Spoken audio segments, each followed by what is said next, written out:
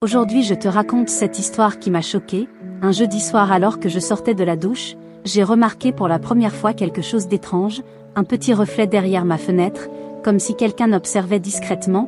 J'ai cru que c'était mon imagination, mais les jours suivants cette sensation revenait sans cesse, ce sentiment d'être épié, surveillé à chaque mouvement, et plus je faisais attention, plus je remarquais des détails troublants, des rideaux qui bougeaient légèrement dans l'appartement d'en face, une ombre fixe derrière une vitre, un flash lumineux au milieu de la nuit comme si une photo avait été prise.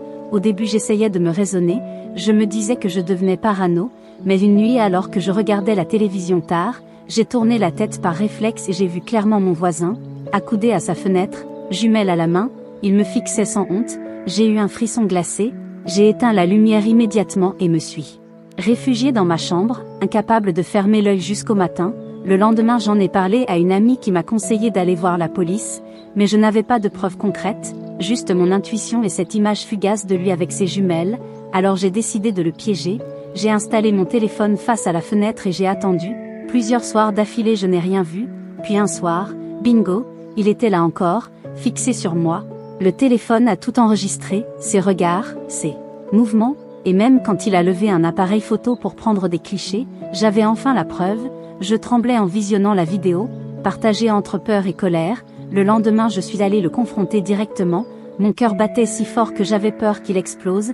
Il a ouvert la porte avec un sourire gêné, feignant l'innocence, mais quand je lui ai montré la vidéo son visage a changé, il a pâli, il a bafouillé, puis il a claqué la porte au nez.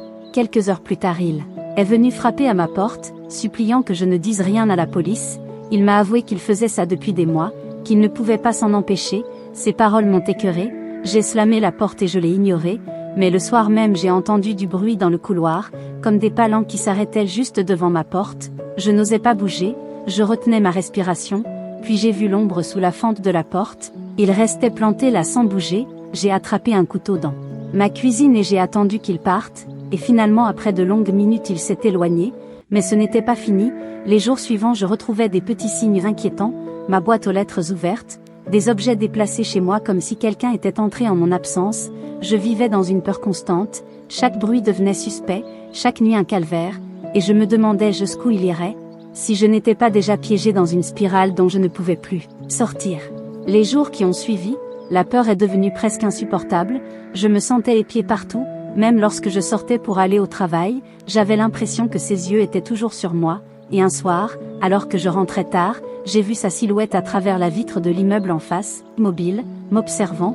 Mon cœur s'est emballé, je me suis précipité dans l'ascenseur en priant qu'il ne me suive pas, mais juste avant que les portes ne se ferment, j'ai vu son visage apparaître derrière la vitre, un sourire sinistre aux lèvres.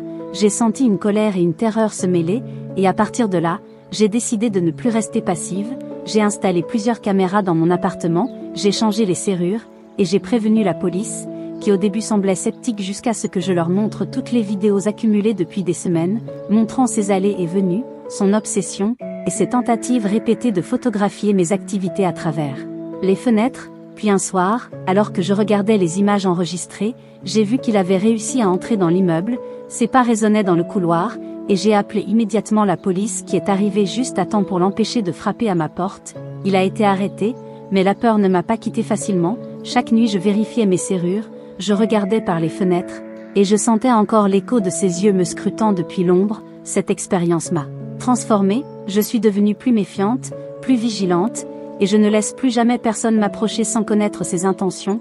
Même si aujourd'hui je vis plus sereinement, le souvenir de ces semaines d'angoisse me hante encore, et chaque fois que je repense à cette histoire, je me dis combien il est important de rester prudente et de se protéger.